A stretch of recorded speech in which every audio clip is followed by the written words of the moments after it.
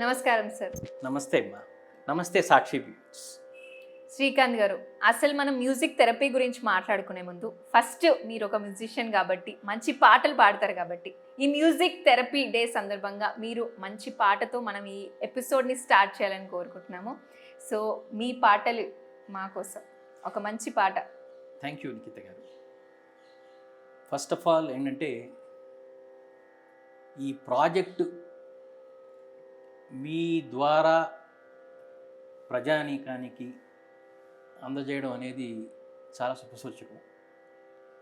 ఎందుకంటే ఆల్మోస్ట్ ఒక 10 ఏళ్లగా దీని మించి వర్కౌట్ చేయడం జరుగుతుంది. అది చేసే ముందర నాదం నాదం అంటే the sound, the primordial sound. ఇప్పుడు మనకి ఆ శృతి వినిపిస్తుంది.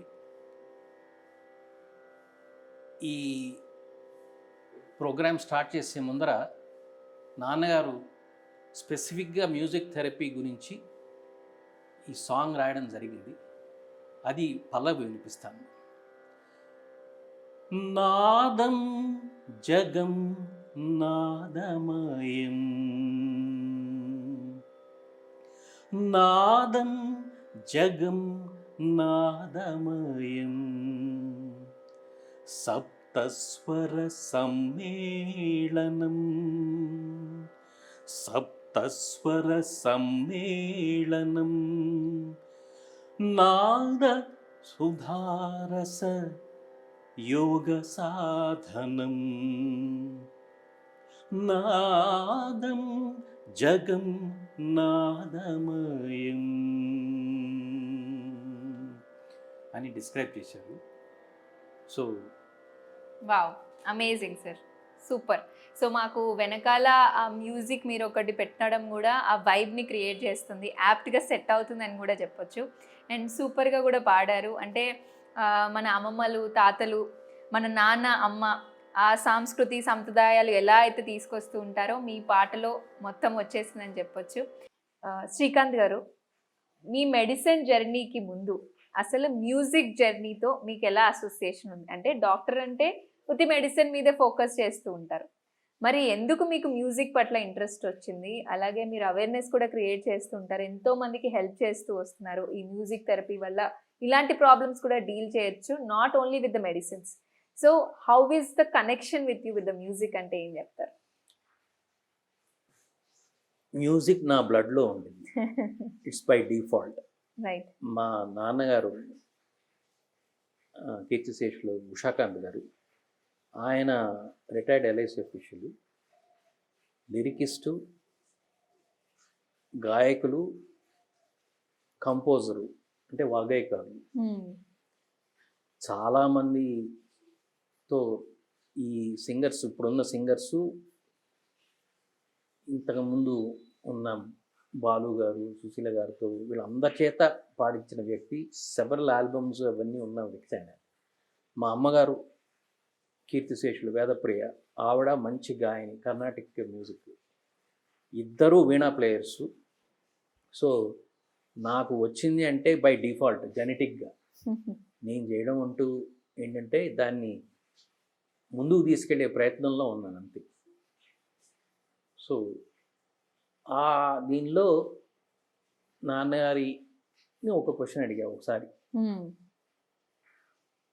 నువ్వు అన్నీ చేసి నేను ఇంగ్లాండ్లో ఉండగా, ఓకే, నువ్వు అన్నీ మెడికల్గా బాగా ఉన్నావు, నువ్వు బాగా ఎస్టాబ్లిష్ అవుతున్నావు, but there is something in you which you can do అని ఆయన క్వశ్చన్ చేశాడు. అంటే నేను, మాది కొంచెం తమిళ పద్ధతి, సో ఐ కాల్ హిమ్ అప్ప. నేను మీలాగా ఉండలేనప్ప because of the work commitments అంటే ఆయన చాలా సీరియస్ చేసి, no I don't think so, you have to be like yourself, నాలాగా నువ్వు ఉండకూడదు, నీలాగా నువ్వు ఉండాలి అని స్టేట్మెంట్ ఇచ్చారు. సో 2 రోజులు ఆలోచించి నేను మళ్ళీ ఆయనకి సమాధానం చెప్పి, నేను ఈ పర్టికులర్ ఏరియా రెండూ నాకు ఆ భగవంతుడు ఇచ్చాడు, అటు మెడిసిన్ మ్యూజిక్ రెండింటినీ కలపాలి అని చెప్పి ఆ పైవాడు డిసైడ్ చేసాడు. అందుకని ఆ మ్యూజిక్ థెరపీ ఒక ఫిజిషియన్గా, ఒక మ్యూజిషియన్గా సో కాల్డ్ మ్యూజిక్ థెరపిస్ట్గా ఓ కొత్త అవతారం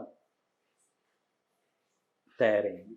అమేజింగ్. అలాగే ఇప్పుడు మీ అబ్బాయి కూడా మ్యూజిక్లో ఉన్నాడు, మ్యూజిక్ ప్రాక్టీస్ చేస్తున్నాడు.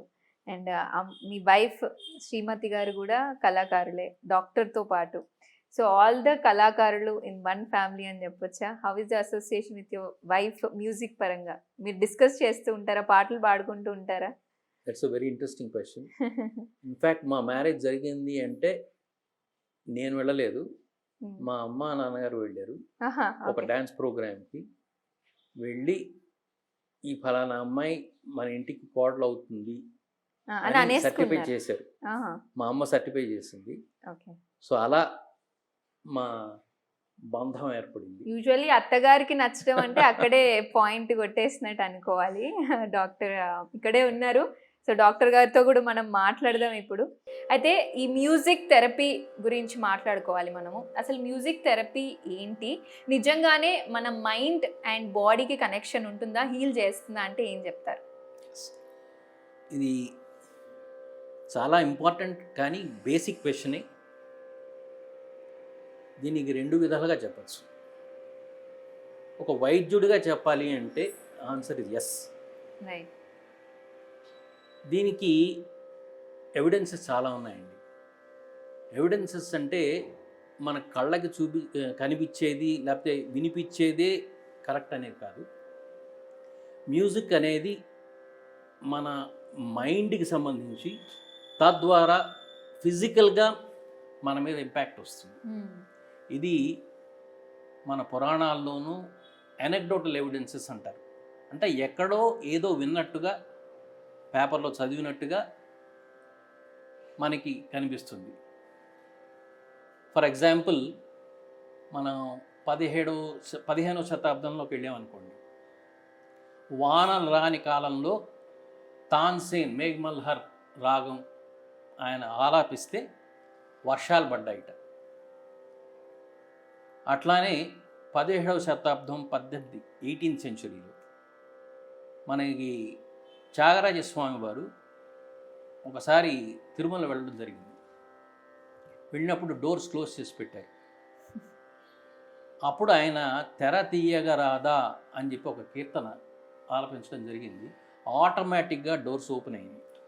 ఇవన్నీ అనెక్డోటల్ ఎవిడెన్స్, అంటే ఎవరిలో చెప్పగా మనం విన్నది. As a scientist in me, ఇప్పుడు మెడికల్గా నేను సైంటిస్ట్ని, ఎవిడెన్స్ బేస్డ్ మెడిసిన్ అంటాం. అంటే ప్రూఫ్ ఉండాలి, లేకపోతే నమ్మరు. ఈ కాలం పబ్లిక్ అనండి లేకపోతే జనరేషన్ కానీ.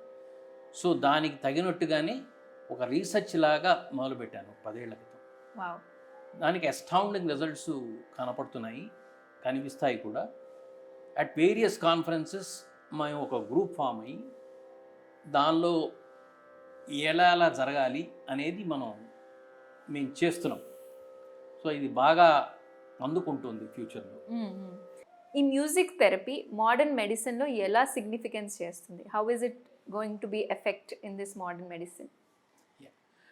మ్యూజిక్ అనేది ఇట్స్ అ సౌండ్ ఎనర్జీ. మీరు సౌండ్ ఎనర్జీని డెసిబల్స్ కింద క్యాలిక్యులేట్ చేస్తారు. కొంత డెసిబల్స్ దాటితే, అంటే కిందకి వస్తే లెస్ దెన్ 80 డెసిబల్స్ ఇలాంటివి మనకి చెవికి వినపడదు. Human year cannot perceive. కానీ ఇతర క్రీచర్స్ అవి పర్సీవ్ చేసే దాని కెపాసిటీస్ ఉంటాయి. దీన్నే మేము ఒక థాట్ కింద తీసుకుని అల్ట్రాసోనోగ్రఫీ అనే ఎక్విప్మెంట్ తయారు చేయడం జరిగింది. ఇది ఆల్మోస్ట్ 50-60 years నుంచి. అల్ట్రాసోనిక్ వైబ్రేషన్స్ పంపించి దాన్ని డిజిటలైజ్ చేసి విజువల్గా క్యాప్చర్ చేయడం. ఇప్పుడు నార్మల్గా చేసే స్కానింగ్ మీరు వినే ఉంటారు, అల్ట్రాసౌండ్ స్కానింగ్ అని చెప్పి. ఇదేంటంటే సౌండ్ వేవ్స్ని పంపించి దాన్ని మళ్ళీ sound waves are converted to visual waves. So diagnostic purposes కింద యూజ్ చేయడం జరిగింది. Right. We have a proof. Way back J C Bose అని ఉండేవారు, బాటనిస్ట్. ఆయన ప్రాక్టికల్గా ఎక్స్పెరిమెంట్స్ చేశారు. కొంత సౌండ్ మ్యూజిక్ చేయడం ద్వారా చెట్లు మొక్కలు కానీ ఆకులు స్ఫురించడం, ఫ్లవరింగ్ రావడం ఇవి జరిగాయి. ఇది నేనేదో కొత్త చెప్తున్నాను కాదండి.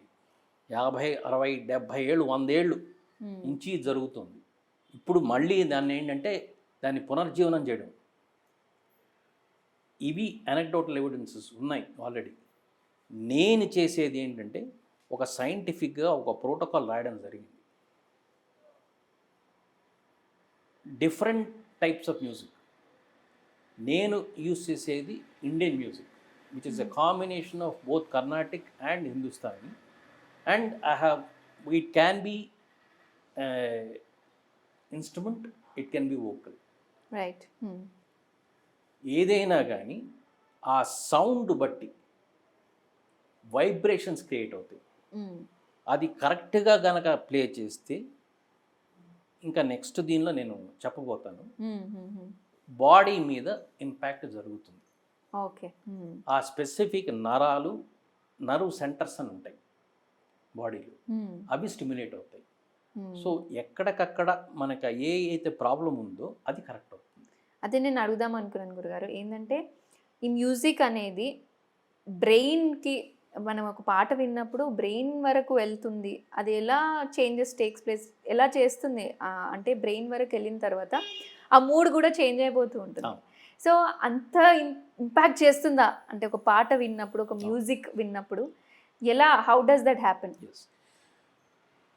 బాడీని మనం డిసెక్ట్ చేస్తే బ్రెయిన్, చిన్న మెదడు అంటే మెడులో ఆబ్లాంగేటా, సెరిబెల్లము, రెటికులర్ ఫార్మేషన్స్ అని డిఫరెంట్ ఏరియాస్ ఉంటాయి ఇది మన మెదడులో.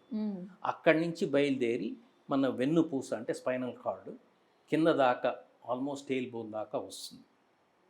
డిఫరెంట్ సెగ్మెంట్స్ కింద డివైడ్ చేస్తాం. రైట్. దీనిలోనే 2 భాగాల కింద ఉంటాయి. ఒకటేమో నార్మల్గా నర్వ్స్ అంటే మూమెంట్కి వాటికి సంబంధించిన నర్వ్స్, సొమాటిక్ నర్వ్ సప్లై అంటాం. ఇంకోటి ఏంటంటే autonomic nervous system. Autonomic nervous system అనేది సింపథెటిక్ అండ్ పారాసింపథెటిక్ కింద డివైడ్ అవుతుంది.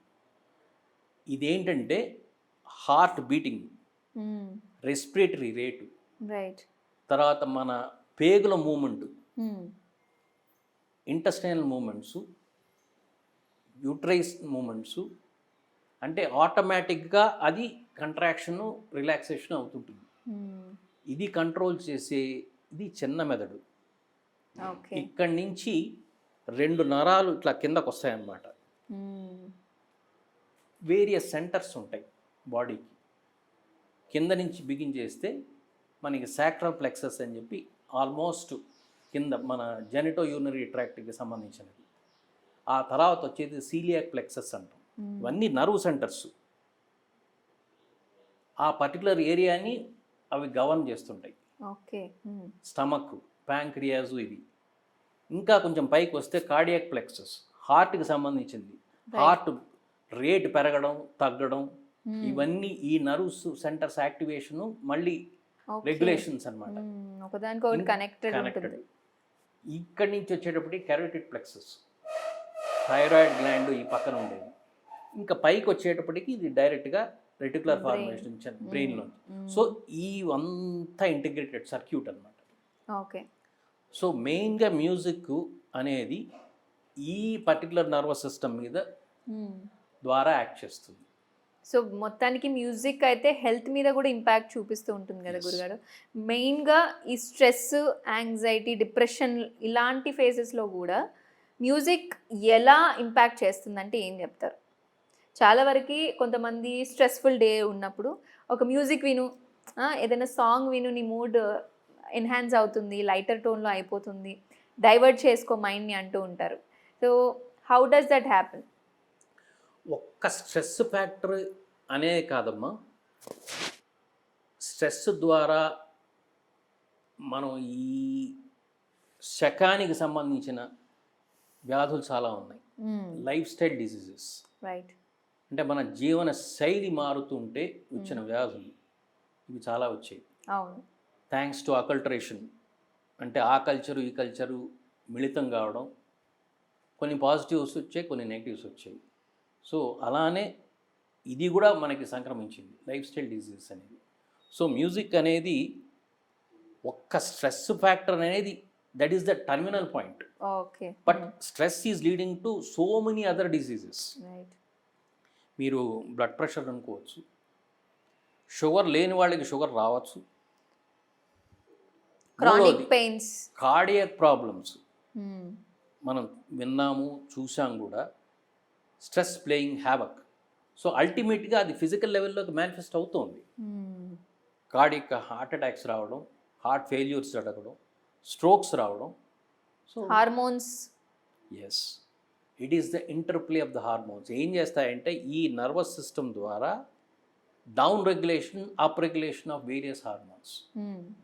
మెయిన్గా ఏంటంటే అడ్రినలిన్, నార్ అడ్రినలిన్ అని చెప్పి 2 హార్మోన్స్ ఉంటాయి, ప్లస్ స్టిరాయిడ్స్, కార్టిజాల్. ఇవన్నీ మనకి తెలియకుండానే పైకి వెళ్ళడం, దాని లెవెల్స్ పెరగడం, తగ్గడం అనేది జరుగుతుంది. ఇవన్నీ కాకుండా బాడీలో ఎండార్ఫిన్స్ అనేది కూడా ఉంటాయి. ఎండార్ఫిన్స్ అనేవి పెయిన్ రెగ్యులేటింగ్ హార్మోన్స్, చాలా చిన్న మోతాదులో బాడీలో సర్క్యులేట్ అవుతుంటాయి. పెయిన్ తగ్గడానికి ఎండార్ఫిన్స్ కావాలి, ఎండార్ఫిన్ రిలీజ్ అవుతుంది అక్కడ. ఓకే. వీటన్నిటిని నర్వస్ సిస్టమ్, మళ్ళీ ఆ నర్వస్ సిస్టమ్ మీద యాక్ట్ చేసేది మ్యూజిక్. సో ఎక్కడైతే స్ట్రెస్ అనేది చేస్తుందో that is a terminal point. అక్కడి నుంచి ఇవన్నీ కంట్రోల్ చేసుకుంటూ వస్తుంది. ఓకే. కొంతమంది ఇన్సోమియా, క్రానిక్ పెయిన్తో సఫర్ అవుతూ ఉంటారు, వాళ్ళకి కూడా మ్యూజిక్ ఏ విధంగా హెల్ప్ చేస్తుంది? చాలా బాగా హెల్ప్ చేస్తుంది. నేను నా ఓన్ ఎక్స్పెరిమెంట్స్లో వన్ ఆఫ్ ద థింగ్స్ అనమాట, నేను చేసినది 3 విధాలుగా డివైడ్ చేశాను నేను. స్టేజ్ 1లో ఏంటంటే మోస్ట్లీ అవుట్ పేషెంట్ బేసిస్. దానికి ఫస్ట్ కావాల్సింది ఏంటంటే వినే చెవి, అంటే మ్యూజిక్ని అప్రిషియేట్ చేసే ఆ టెంపర్మెంట్ ఉండాలి, ఆ చెవి ఉండాలి. Because this is the main receptor. అవును. అక్కడి నుంచి స్టార్ట్ అయితే పీపుల్ విత్ మోస్ట్లీ ఈ స్ట్రెస్, నిద్రలేనితనం, sleep disorders, anxiety, generalised anxiety disorders అంటాం. Then you have chronic headaches, migraine, then acid based reflux, tension, స్ట్రెస్తో యాసిడ్ లెవెల్స్ పెరుగుతాయి. పెరిగినప్పుడు వాళ్ళు వచ్చేది కడుపులో మంట, వాటికి మందులు ఇస్తాం as physicians, we do give it. And అవసరమైతే కొన్ని ఎండోస్కోపీస్ అలాంటి ప్రొసీజర్స్ ఉన్నాయి, దీనికి యాడెడ్ అనమాట అడ్వాంటేజ్. వీటిని తీసుకోవడం జరిగింది. తీసుకుని వాటికి ఎవరికైతే అనుగుణంగా ఉంటుందో డిఫరెంట్ మ్యూజిక్, అన్నిటికీ ఒకటే మ్యూజిక్ కాదు. అవును. ఓకే.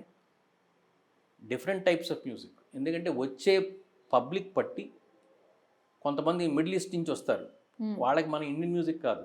ఓకే. వాళ్ళకి తగ్గట్టుగా. దానికి ఎక్స్ప్లెనేషన్ ఏంటంటే music is a universal language. Yes, of course. Notes అన్నీ సేమే. ఇక్కడ మనం తెలుగులో సప్తస్వరాలు అంటాం, హిందుస్థానీ కొడితే 7 స్వర్, హిందుస్థానీ కూడా అదే. వెస్టర్న్ నోట్స్కి వచ్చేటప్పటికి the notation is the same, CDEF GAB అంటాం, సరిగమ పదం. So note is the same, right, but the language is different, but it is universal. The outcome ఏంటంటే ఇప్పుడు సరి గ మ పద ని సా సాని ద ప మ గ రి స. This is the classical Mayamalavagowla 15వ మేళకర్త రాగం అంటారు. ఇది కర్ణాటిక్లో. హిందుస్థానీలో దానికి వేరే పేరుంది, but notes are the same even west లిటరేచర్లో. మైనర్ స్కేల్ అంటాం. సో దాన్ని అనుగుణంగా అనమాట. దీనికి అసలుకి నేను కొంతసేపు అయ్యాక చెప్తాను. ఓకే. బ్రెయిన్ రిలేటెడ్ ప్రాబ్లమ్స్ గురించి మాట్లాడుకుంటే సార్, అల్జీమర్స్ డిజీజ్తో బాధపడుతున్న వాళ్ళు ఉంటారు, డిమ్నీషియా డిజీజ్ కూడా బాధపడుతున్న వాళ్ళు ఉంటారు. వాళ్ళందరూ మీ దగ్గరకు వచ్చినప్పుడు మీరు ఎలాంటి సజెషన్స్ ఇస్తూ ఉంటారు? What type of music that you know helps them to heal అంటే ఏం చెప్తారు? మంచి ప్రశ్న. ఆల్జైమర్స్, డెమెన్షియా అక్క చెల్లెళ్ళు డిసీజ్ వైజ్. దానికి ఇంకొక సిస్టర్ కూడా ఉంది, పార్కిన్సన్స్ డిసీజ్. నా ఓన్ ఎక్స్పీరియన్స్తో చెప్పాలంటే నాన్నగారు స్వరకర్త. ఈ మ్యూజిక్ థెరపీ నేను నాద తను మనిషం అని చెప్పి నా ప్రాజెక్ట్ అది. నాద తను మనిషం అంటే నాదం, తను ఈజ్ ద బాడీ అండ్ ఈశం is Ishwara or the god. If properly taken care, the sound will cause the healing and you can find the God. ఇది దాని అర్థం. త్యాగరాజ స్వామి కీర్తన నుంచి తీసుకున్నారు ఆయన. సో నా project title Nada Tanu Manisham. So coming back to that, ఈ project చేసే మధ్య టైంలో అనుకుంటా నాన్నగారికి పార్కిన్సన్స్ డెవలప్ అయింది. ఓకే. ఆ తర్వాత స్ట్రోక్ కూడా వచ్చింది. He was unconscious for about 10 days. So మా కలీగ్స్ అందరూ కలిసి they have given up the hopes.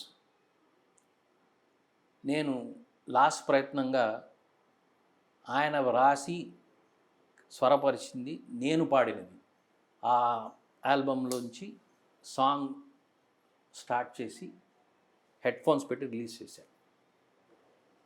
పాట అయ్యే లోపల ఆయన కళ్ళు తెరిచి చూశాడు. He became conscious. Oh my god. Okay. ప్రణవాకారము నీవే, ప్రాణాధారము నీవే, ప్రణవాకారము నీవే, ప్రాణాధారము నీవే, పరం బ్రహ్మా ప్రణతునివే, పరం ధామానమోస్తుతే. ఇది పల్లవి బేస్డ్ ఆన్ రాగం రేవతి. దీనిలో మెయిన్గా వచ్చే నోట్స్ నీ సారి నీ సారి సా అంటే బేసల్ నోట్స్. అదే పైన గనక మనం చేస్తే నీ సారి సా నీ సారి సా, దేని మీద స్ట్రెస్ చేస్తున్నాం? నిషాదం. ద నోట్ ఈస్ నీ. యూజువల్గా బ్రెయిన్ రిలేటెడ్ డిజార్డర్స్ని ఆ నీ మీద ఫోకస్ చేసినప్పుడు it sets up the vibration. నీ సారి సారి సారి సారి నీ సా అంటాం. నీ సా, ఆ నీ మీద వచ్చే vibrations they cause the stimulation. This is the basis for the music therapy. అట్లానే ఆయన కళ్ళు తెచ్చి చూశారు. మా అమ్మగారికి ఆల్జైమర్స్. ఇద్దరి మీద నేను ఎక్స్పెరిమెంట్స్ చేయడం జరిగింది. సో అలానే పేషెంట్స్ కూడా.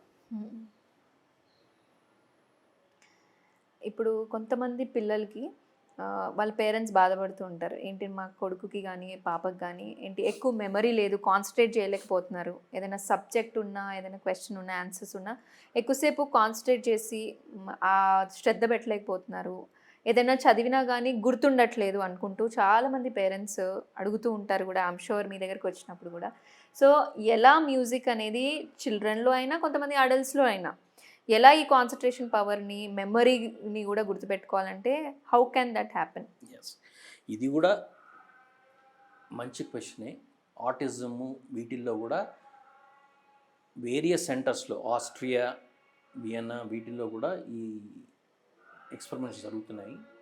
సేమ్ ప్రిన్సిపల్, దైవతం నిషాదం ఫోకస్ చేయాలన్నమాట. అంటే వెస్టర్న్ నోట్స్లో ఏబి మైనర్ స్కేల్ చేసినప్పుడు ఆ వచ్చే వైబ్రేషన్స్ డెఫినెట్గా పాజిటివ్ ఇంపాక్ట్ వస్తుంది. Because it resets that balance.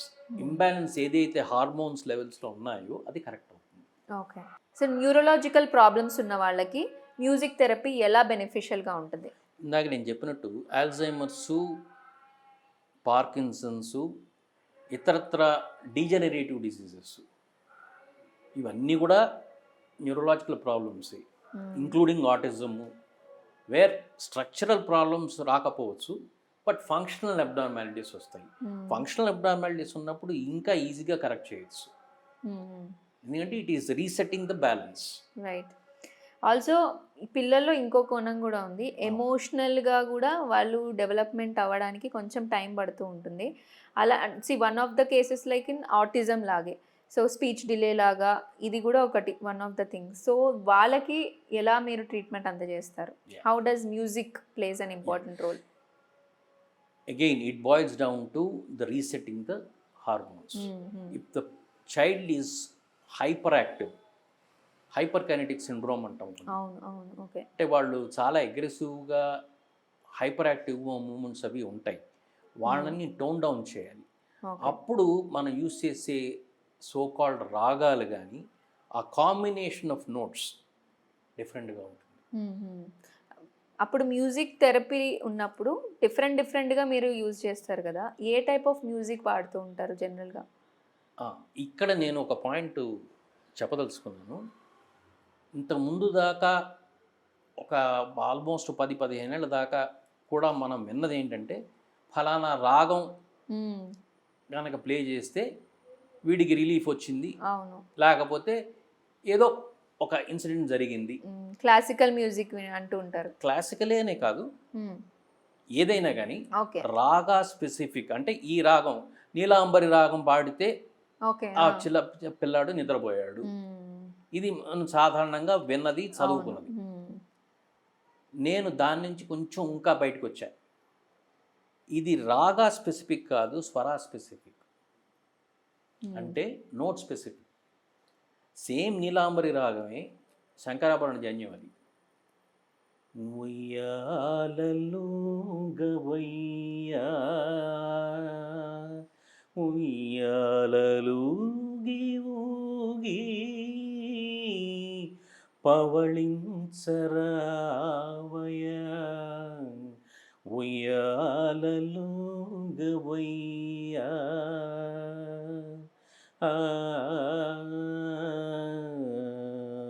ఇది క్లాసికల్ నీలాంబరి త్యాగరాజ స్వామి కీర్తన. ఇది పాడినప్పుడు చాలామంది పిల్లలు పడుకుంటారు.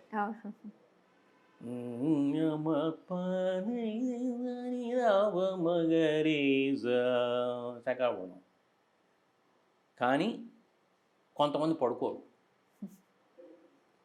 సో నీలాంబరి తీసుకెళ్ళి మీరు అక్కడ ఆల్రెడీ డల్గా ఉన్న వాళ్ళకి ప్లే చేయకూడదు.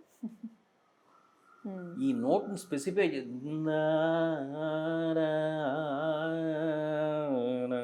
అంతే. ద గమప దని సని రాపమ సమ పమగరి సరి ఇంతే. చేసినప్పుడు ఏంటంటే ఆ వైబ్రేషన్స్ స్లో డౌన్ చేస్తాయి. ఎవరైతే హైపర్ కైనెటిక్గా ఉంటారో వాళ్ళకి ఇది యూస్ చేస్తాం. So that is the difference.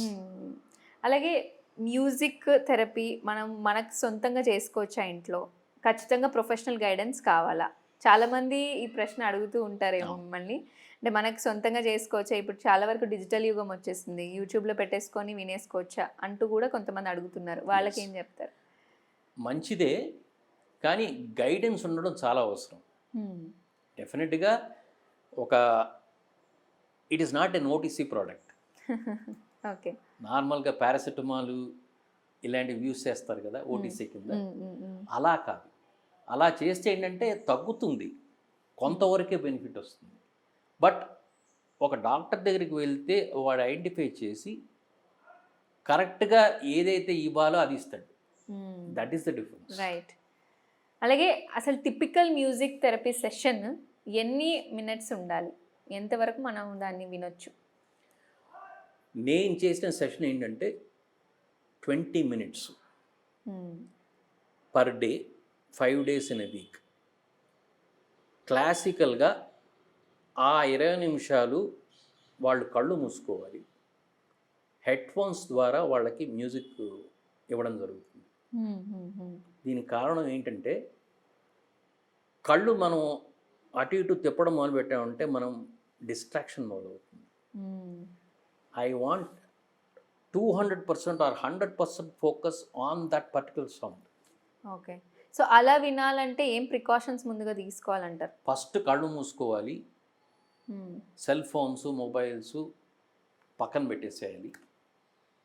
Head phones ద్వారా ఆ పర్టికులర్ టైప్ ఆఫ్ మ్యూజిక్ ఎవళ్ళైతే ప్రిస్క్రైబ్ చేశారో, మందులు ఇచ్చారు. ఇప్పుడు కొన్ని మందులు ఉంటాయి, మీరు భోజనం ముందర వేసుకోవాలి, భోజనం తర్వాత వేసుకోవాలి, ఇలాంటివన్నీ ప్రిస్క్రిప్షన్స్ ఉన్నాయి. Same thing. For 20 minutes you have to switch off your mobiles, sit in a silent place, switch on the headphones and listen to the type of music which was prescribed. Okay.